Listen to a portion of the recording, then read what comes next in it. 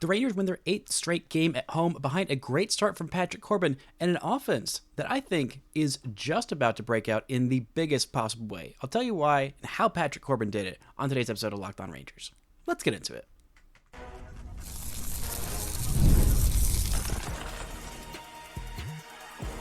You are Locked On Rangers, your daily Texas Rangers podcast, part of the Locked On Podcast Network, your team every day. You are locked onto the Texas Rangers, the first and best daily Rangers podcast. I'm Patrick, a cripplingly addicted Texas Rangers fan, covering this team for 12 seasons, including all 7 as the founder and host of this podcast. Thank you all so much for making Locked On Rangers your first listen every single day. If you're not already, you can follow me on Twitter at PrizePicks. You can follow the show at Locked On Rangers. Hit subscribe on your favorite podcasting platform and on YouTube, where the best way you can help grow the show is to comment nearly any single thing below. Now, on today's show, we're going to talk about Patrick Corbin's best start of the early season, why it was so impressive, how he did it, why this offense is just about to hit its stride, and I'll talk about my first night of the season in Frisco. But before we get into all that, today's episode is brought to you by Game Time. Download the Game Time app, create an account, and use code LOCKEDONMLB for $20 off your first purchase. Now, the Rangers won last night, securing the series victory over the Angels 3-1 behind a legitimately awesome start from Patrick Corbin. This is now 2 pitchers in this series, 2 games in, that not too long ago I said, wow, these guys are bums. These guys are washed. I mean, I was a little nicer about it. But I think all of you who have listened know when I am really heaping some genuine praise on it. I thought Tyler Mahle, I did not expect him to do what he did in that game on Tuesday. And I really didn't expect Patrick Corbin to do what he did in this start last night. 5 1/3 innings pitched, just 5 hits. The only run scored on a couple of weird bounces of the ball that could have gone the other way but didn't. Only 1 walk and 6 strikeouts, and also the win. The losingest pitcher in baseball for the last half decade. Honestly, the guy who has been truly not great for the last half decade, but he has been one of the most durable, if not the most durable starting pitchers for the last 6, 7, maybe 8 years. Came in, made the start, and was awesome against an Angels lineup that has been very, very good. I mean, the first time through the order, he was just barely above the minimum. He only walked 1. He only allowed a couple of hits. None of them were particularly hard hit, especially the first time through the order where he struck out 6 Angels batters. Now, he didn't strike anybody out the second time through the order, and once he got to the third time through the order, the Angels were seeing him a little bit better. But this was an awesome start, working all the way up to 85 pitches in this one. No strikeouts in his first start, but he did his job in that start. He kept the Rangers in that game in Chicago against those Cubbies, and again, he's doing this without any spring training. None. No actual spring training action. Just step in, hop in, a couple of simulated games here and there, but no actual game action before he hopped in to that game against the Cubbies. A great offense, who he held to 3 runs in 4 innings. I know for a normal start that's not great, but with no spring training, that is incredibly difficult. And not only building on that, but looking significantly better in this start against the Angels. 5 1/3 innings of just 1 run ball and 6 strikeouts. This is a good start. This is not just a decent start for Patrick Corbin. Oh, he's like, okay. No, this was a good start. I mean, let your apology be as loud as your disrespect. And if my apology was as loud as my disrespect, I'd be screaming into the microphone, and I don't want to hurt your ears. So I'm sorry. Sorry, Patrick. My bad on that one. This was a great start, and the Rangers really, really needed it. And honestly, it was pretty disrespectful to me how I talked about Patrick Corbin. I do owe a legitimate apology, because even though he's been objectively the worst starting pitcher in baseball for the last half decade, you don't get to keep being a starting pitcher if just every outing is terrible. Duh. Even on the Nationals, even on a team, granted, a lot of that leeway that he was given to keep starting was because they didn't have a whole lot of other options that were ready. Also, they signed him to a big old contract after that 2019 World Series win, and he immediately fell off a cliff. But he's had some really good starts along the way the last couple of years, including one against the Rangers in 2023, a start that really infuriated me at the time. It was, I believe, if not the last game before the All-Star break in 2023, then it was right around there. It was in Washington. The Rangers, I believe, won that first game of that series, but they were in a bad way, you might remember, heading into that All-Star break. I mean, the Rangers started off great. The first couple months were awesome. They were pretty good in the first half of June, and then July started to be a little bit of a swoon, and heading into that All-Star break, dear Lord, did they need it badly, because Patrick Corbin went 7 innings, 1 run, 1 walk, 6 strikeouts against this Rangers squad and got the win, just completely shut them out. And the Rangers pitching staff did not help this offense out at all. But Patrick Corbin, how did he do it? Well, the Rangers gave him a simple philosophy. Throw the good pitches more. Don't throw the bad ones as much. It seems simple, but it has been effective so far. They changed up a couple of different things. His sinker last year was one of the worst pitches in baseball, a -20 run value. That's really bad. And they said, hey, what if you throw that less and you start throwing the pitch that's actually better a lot more frequently? The slider, he threw 32 of those last night. He threw the cutter 21 times. He threw the sinker 15, so 18% of the time, not a whole lot of usage, but just cutting that down. The changeup looks very, very different from what it was last year. The slider was a legitimately good pitch last year. It was his only pitch that was considered legitimately good. The cutter he barely used last year, and so, using those two as his primary pitches, he threw those a combined 53 times of his 85 pitches. The curveball, he's got a slow curve that he threw 2 times last year. He's thrown it 4 times this year. He's just scrapped the less slow curve. This curveball is in the mid-60s, which when your slider's in the, averaging 79.8 miles an hour, that's your primary pitch. He got some legitimately good called strikes. He's got great command. He's never been a guy. It's not like Patrick Corbin just stopped throwing hard. You get older. It happens to pitchers a lot. Guys who rely on velocity, they can't be as effective later on in their years. But Patrick Corbin was never a guy who threw hard. I mean, the hardest he averaged on a fastball was around 92-ish miles an hour. He was around 91 with the sinker in this one. I mean, he was just very good. He knew how to pitch. He worked his pitches well, and he just looked really darn good. And the rest of this rotation has been really darn good. I mean, you look at this Rangers rotation right now on Baseball Reference, and the guy with the worst ERA of the 6 guys who have made multiple starts this year is Kumar Rocker. That's not shocking. He's got a 7.94 ERA. I think he's better than that, but he's been rocked. The second worst, the 5th best ERA of 6 starting pitchers on the Texas Rangers right now is Jacob deGrom. That's right, a 4.30 ERA. Patrick Corbin has a 3.86. Now, I don't anticipate that helping, but this is now 2 different guys in a row. I said, well, Mally's washed. I'm not sure he's going to ever get that velocity back. I don't know if he's going to recover from TJ. He might just be done and cooked. And then what has he done but looked like one of the best starters through 3 starts in Major League Baseball? Patrick Corbin, I'm like, I don't know that this guy can provide any value. Then he looks incredible. Maybe I just need to say everybody have the power to speak that into existence, but I don't know. Maybe it'll help. But this team at home has been exceptional. 8-1, and they've won their last 8 games. The only loss was that blown lead on opening day to the Red Sox, but this is an important thing. This Rangers team needs to be good at home. In 2023, they were exceptional at home, a .617 winning percentage. They were exceptional at home at winning in the regular season, 50-31. They had a losing record at home in the postseason, but didn't lose a road game there.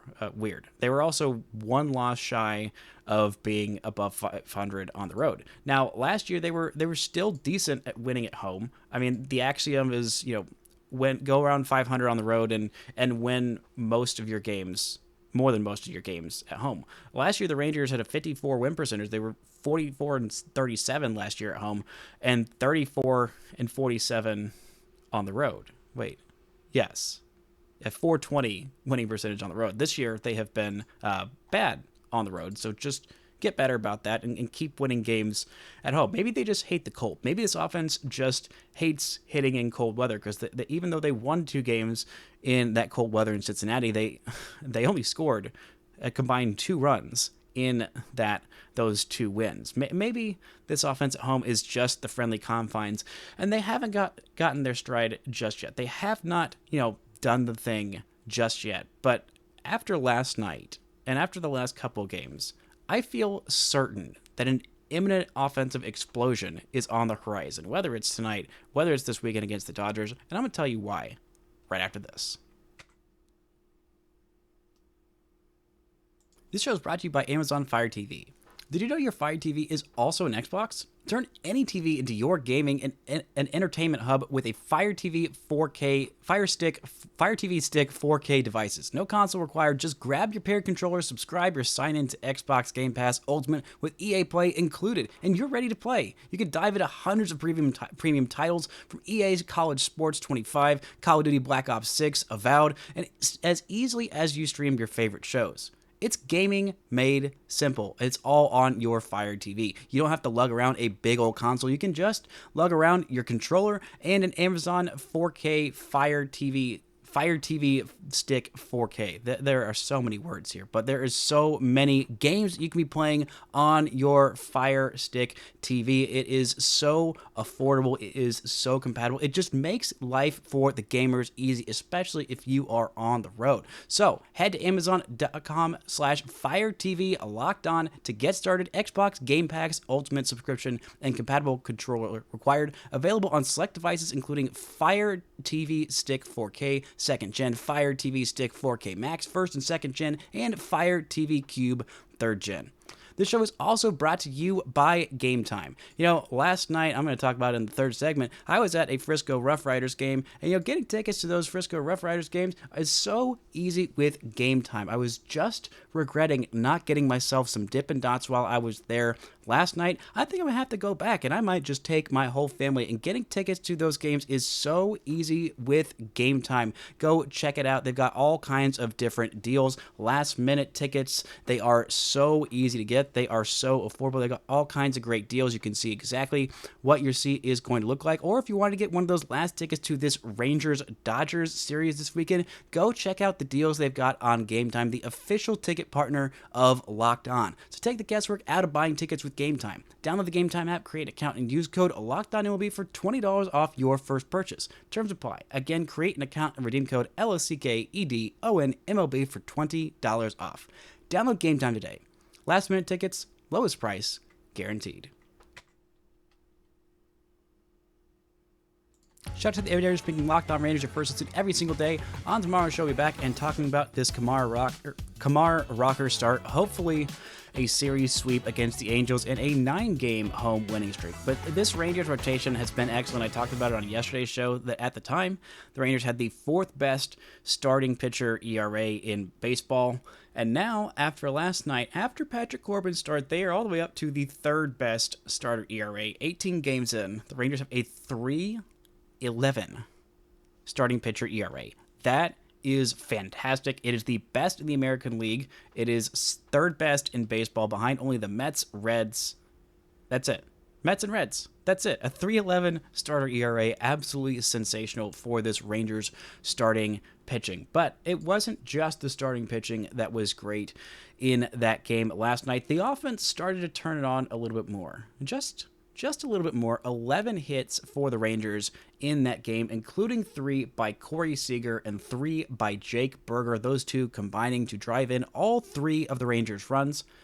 11 hits and 3 runs is not the ideal ratio there. The Rangers did also work a couple of walks, but this lineup, it is too talented to stink for this long. There are too many guys that are too good, including Corey Seager, who got off to a cold start, and now, well, his OPS is already, I feel like a week ago, it was an OPS of like 411 or something, and now it's already up over 800.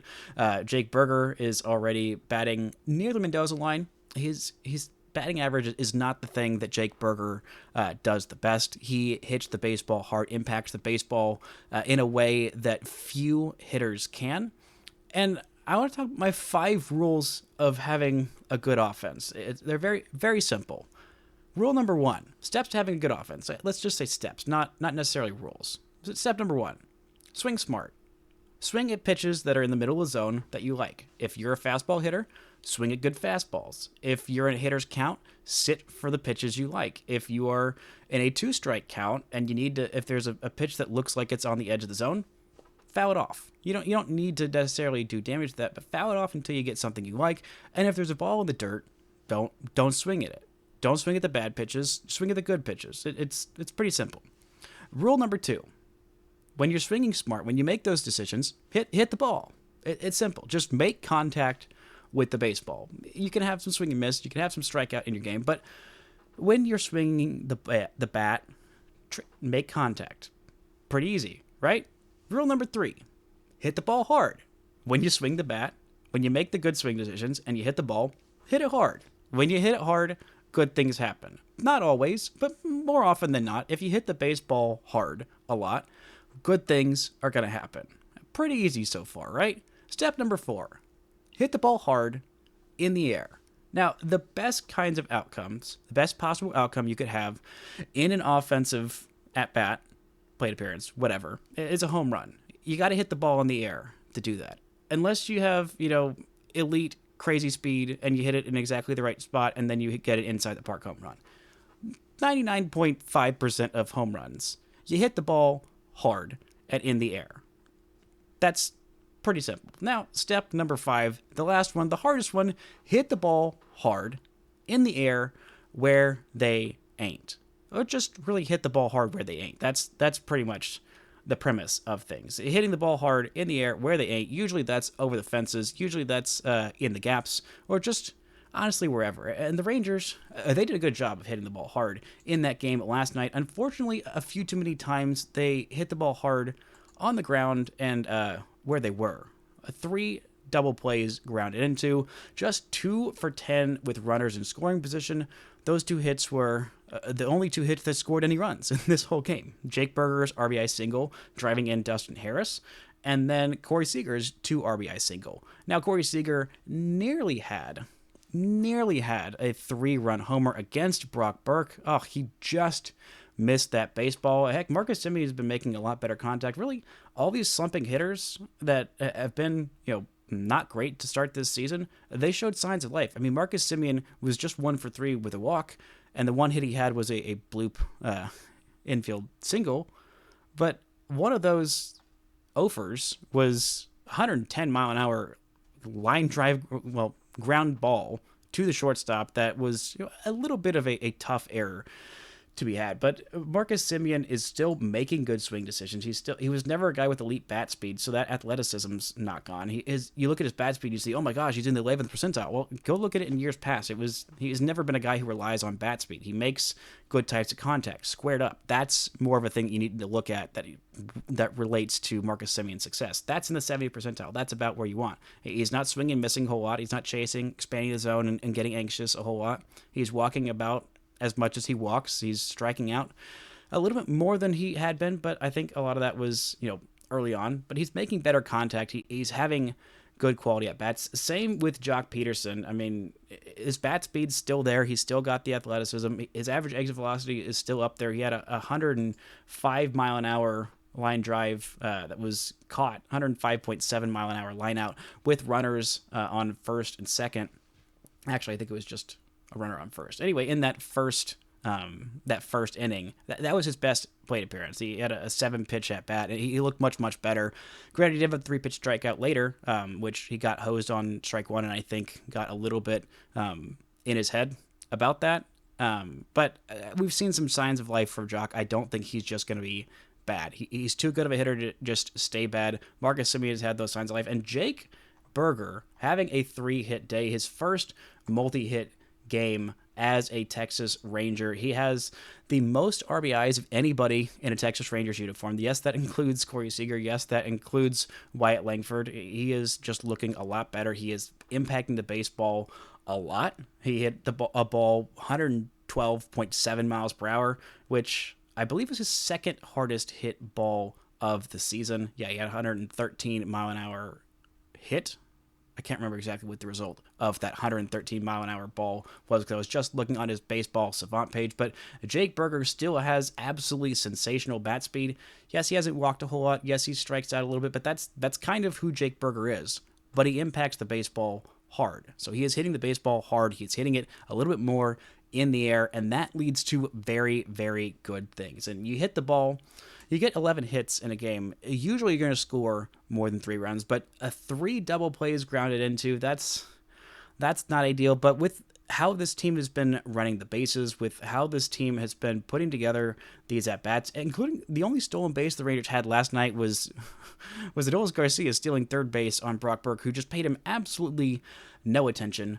Really infuriating to have a guy at third base with no out, with just 1 out and not be able to get him home, to have a guy pinch hit lefty on righty and then strike out on 3 pitches. Not ideal. But hey, this offense is turning that corner, seeing these signs of life from the guys who have been struggling the most. And again, like I said on yesterday's show, even though this team hasn't gotten going just yet, this team is still 11-7, still tied for the best record in the American League, tied for the 5th best record in all of baseball. The only teams that are ahead of them are, outside of the Cubs, all the other teams that are ahead of them are in the NL West. The Padres at 15-4, the Dodgers at 14-6, the Giants at 13-5. Then you have the Cubs with the 4th best record in baseball, the first team not in the NL West.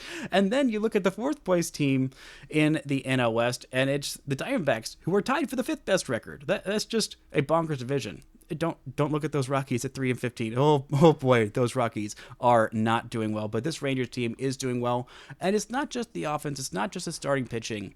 It's the bullpen as well that has really held it down for this Rangers squad. I'm going to talk about why this is a very, very good bullpen. You don't need to be worried about it, and what I saw in Frisco last night that really made me incredibly excited about the Rangers' future. All that and more right after this. This show is brought to you by PrizePicks. Basketball and hockey playoffs are heating up, and there's no better way to turn your sports knowledge into real rewards than PrizePicks, the easiest and most exciting way to play daily fantasy. With PrizePicks, you simply pick more or less on at least 2 player projections, and you're in. You can even combine players across sports, basketball, hockey, baseball, and more for your chance to win up to 2,000 times your cash. Right now, they've got some lines up for the Rangers game today. Corey Seager, more or less than 0.5 hits. I would go more on that one for sure. Then let's see down here. We've got Jake Burger, more or less than 0.5 hits plus runs plus RBIs. I'm taking the more on that. And then Jock Pederson, let's see. We've got more or less than half a strikeout.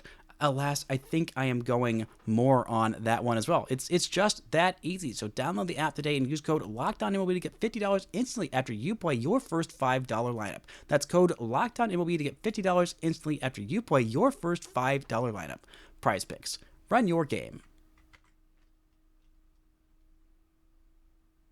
Shout out to the editors for making Locked On Rangers your first listen every single day. I'll be back on Monday talking about this weekend series against the Dodgers. Maybe another series win at home. Maybe by then the Rangers winning streak at home has ballooned to, what would that be, 12 straight games? I don't know. That feels a bit ambitious for how good this Dodgers team is. But who knows? Whatever happens, I'll be talking about it on Monday. But the Rangers bullpen, again, getting it done in this game and ending in a third shutout from Sean Armstrong with a couple of strikeouts, and ending a third shutout from Jacob Webb, his 4th hold of the season, and then Luke Jackson coming in for his 6th save of the year. A perfect inning on just 6 pitches. Didn't even have enough time to get a strikeout because the Angels hitters were just so ready to be done with this game and to head back to their hotel rooms to hopefully lose again on Thursday and complete the sweep. But this was another great outing from this pen, stepping up. Sean Armstrong coming in a big spot with runners on first and second and getting out of that jam, finishing off the inning. Jacob Webb coming in an identical situation and coming in and shutting things down there, and also closing out in the 8th. He did not give up a single base runner. Sean Armstrong did give up a hit by pitch and a single that Sean Armstrong gave up. But hey, this bullpen is deep and it is very, very good. The Rangers, everybody who is pitched in high leverage for the Rangers, or I guess that they would typically use at this point in high leverage, has an ERA plus of at least 108. So they are at least 8% better than league average. Most of them are at least 10% better than league average. Sean Armstrong has a 108 ERA plus. Luke Jackson has a 117. Jacob Webb 112. Chris Martin 183. Robert Garcia 176. Mark Church even has a 106 ERA plus. He is headed down to AAA. Jacob Latz has replaced him on the roster. I think that is a correct decision. I'm a little surprised that it was Latz as opposed to Cole Winn, who has been pitching really, really well. But Church was doing a lot more throwing than pitching so far this season, so I think he could use that. Also, Hobie Milner has an ERA plus of, they don't have one because he hasn't allowed an earned run just yet in 7 innings of work, and he has looked absolutely exceptional, but his FIP is 115. He has just been so darn good, and it's not just one guy, it's multiple guys. So if you have a game where, the bullpen's taxed, like say in this game tonight, probably Luke Jackson is not going to pitch. He's pitched in the last 2 games. He didn't pitch much in the week before, but I think pitching 3 straight would mean that he's down for at least 1 game, if not 2, in the Dodger series. Hopefully the Rangers just score a billion runs and Rocker just pitches a complete game shutty, and you don't have to worry about it. But when you have this deep and diverse bullpen, it lets you sustain some of these trends of like the Rangers being 5-0 in one-run games. I don't think they're going to stay that good in one-run games, but right now they're winning a whole lot more than their expected wins-loss record with the amount of runs that they've given up versus the amount of runs that they've scored. But this kind of reminds me of the 2016 Rangers bullpen that was just so darn good. Sam Dyson, Matt Bush, Tony Barnett, Jake Diekman, Alex Claudio, Keone Kela, a little bit of Sean Tollison, who had some moments, Jose Leclerc at maybe his best. They also had Jeremy Jeffress and a little bit of Luke Jackson in that pen as well. And that team was... that bullpen was a big reason why the Rangers won 95 games that year. I mean, they were 36-11 in one-run games. That is over 75% win percentage on the year. That's insane. That team was not that good. The offense was not that good. This offense is better. This starting rotation, I think, is better, at least deeper than that rotation was, with A.J. Griffin getting the 3rd most starts on the 2016 Rangers. But this team is, I think, similar in terms of that bullpen, of the depth of the scattershot approach of not just spending a whole bunch of money on one guy, but getting a bunch of guys who can all get the job done, which I think is a healthier way to build a bullpen. And I really, really appreciate what Chris Young has done with this year's bullpen. But let's talk a little bit briefly about what I saw last night in Frisco. A win for the Frisco Rough Riders, 9-4. And I went there to go see Cole Drake. I also went there to go see, everybody, of course, but mainly Cole Drake in my first look at Sebastian Walcott and Cam Colley as well. But Cole Drake, this is the second time that I've seen him. I saw him last year. I didn't really feel like I got a good read on what he could do, but Cole Drake was absolutely exceptional last night. 5 innings, just 1 hit, a double, which was hit kind of hard, 1 walk, which honestly should have been a called 3rd strike. It really should have been on a full count pitch, but hey, he worked around it, and he didn't really have too many issues with that. He also allowed a base runner on a pretty tough error charge to Sebastian Walcott to play him ranging to his right, a ball on the ground that it was really tough for him to get. Maybe shouldn't have been an error. He's got 3 errors now in the season. He's a big boy. He is still figuring out how to play that shortstop well as a big boy, but 6 punch outs for Cole Drake.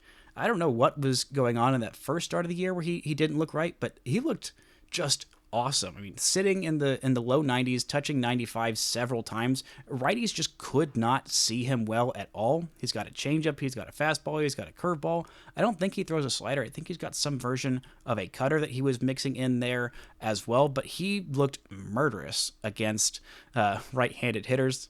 The lefty is the only one who got a hit off of him. That double was given up to a left-handed hitter, but he was repeating his delivery. He was hiding the ball well. He just looked really darn good last night. And that breakout season that he had last year, that was no joke. That was not out of nowhere. I mean, he had what was it? A 2.29 ERA on the season, 148 strikeouts in 106 innings. He is just a good pitcher. Now, what his ceiling is, I'm not entirely sure. Probably around a mid-rotation pitcher, but getting that out of a guy who was an 11th round draft pick from Walters State Community College, what a find. Just a very smart young man, very affable young man. Met him at Frisco Media Day, and I'm rooting for this kid. This is a great start for him, and something that he can definitely build on. But it wasn't just him that I saw last night. Sebastian Walcott working a couple of walks and a 2 RBI single that was incredibly hard hit. Also a 100-mile-an-hour line drive. I don't know what the exit velocity was on that single, but he was waiting and ambushed a first pitch fastball that he drove right up the middle. One of the very few hittable pitches that Sebastian Walcott had last night. It looked like already pitchers are scared of him. He worked a couple of walks. I know one of them was on 4 pitches that were not particularly close. Another one, he got into a full count, fouled off a couple of pitches. He maybe had 3 hittable pitches on the night. And one of his 2 outs that he had was a 100-mile-an-hour line drive to left center field, just barely feet away from being a 2-run bomb. But man, that thing was incredibly loud. Also seeing him on the base pass, seeing how quick he is for a guy that big, and how smart he is on the base pass, and overall looked pretty solid in the field. But Cam Cauley, talk about fielding. That guy can absolutely pick it at second base. I believe there were at least 3, maybe 4 plays where he was ranging back into the outfield. He played second base last night. Sebastian played shortstop. But Cam Cauley, a couple of really, really difficult plays ranging back into the outfield where he called off the first baseman or the right fielder on those different plays, and he had it. He had no qualms, no trouble with that. He also worked a walk last night, and saw him get a couple of jumps at first base. Didn't end up getting a steal attempt off, but still, he looked really darn good out there. And I also got to see the first home run of the season for Avimelec Ortiz, Rangers' first base prospect, not first round, an undrafted signee from that class of 2020. That home run was far. I believe at least, just my eyeball estimating it out there to right center field. It clanged off of those signs in right center field that are maybe 420 feet out there. But that thing was an absolute missile. He also had a really, really good plate appearances with the bases loaded, fouling off pitch after pitch after pitch in a full count to work a bases loaded walk. Had another hit on the day, and good day for them. Good day for Frisco. And another guy, the last guy I want to talk about, a guy who I had not heard of before this, and I don't know if he's going to be a big league or somebody, but he definitely someone who I was not thinking about before. But then I saw the radar gun light up, and I saw a 99 up there, and I said, oh, okay, who is this? Who on earth is this kid? And that kid was Gavin Collier, a guy from Lawrenceville, Georgia, Rangers' 12th round pick back in 2019 out of Mountain View High School. He has been in the Rangers system since 2019. He is now in his, this is his first full year in AA. He had 1 appearance last year for Frisco. He walks a lot of people, but he throws absolute cheddar cheese, sitting up there in the upper 90s. Touched 99 at least twice, maybe 3 times. Also has a right-handed, what I believe is a sweeper. I mean, it breaks like a sweeper. There's nothing else that breaks that much glove side. And he got some really, really ugly swings from right-handed batters on it. I believe he also has a changeup, but that was just kind of me guessing at what I was seeing in the velocity range. It didn't have the most command over the secondary stuff. Not atypical for a reliever in the minor leagues. Actually, very typical. Didn't really have the most command or really even control for that fastball, but he got it painted in some good spots. He had a couple of pitches where he threw it exactly where he was wanting to at 99 miles an hour. Also got a swinging strikeout at the top of the zone with 98. Just absolutely blew the hitter away. But that's a guy I'm keeping an eye on. Not necessarily thinking that he is going to jump up into the Rangers bullpen tomorrow, because, I mean, last year he had 5.8 walks per 9 in 50 innings of Hickory. He's got 9.5 walks per 9, had a couple of walks last night in a couple of innings of work. Definitely a guy who needs to refine some of that secondary stuff, but, you sit 99, you got a breaker that gets some swings and misses like that. Definitely a guy to keep an eye on that I had not thought about before. But that's going to do it for today's show. Thank y'all so much for listening and subscribing, and until next time, don't forget to enjoy baseball.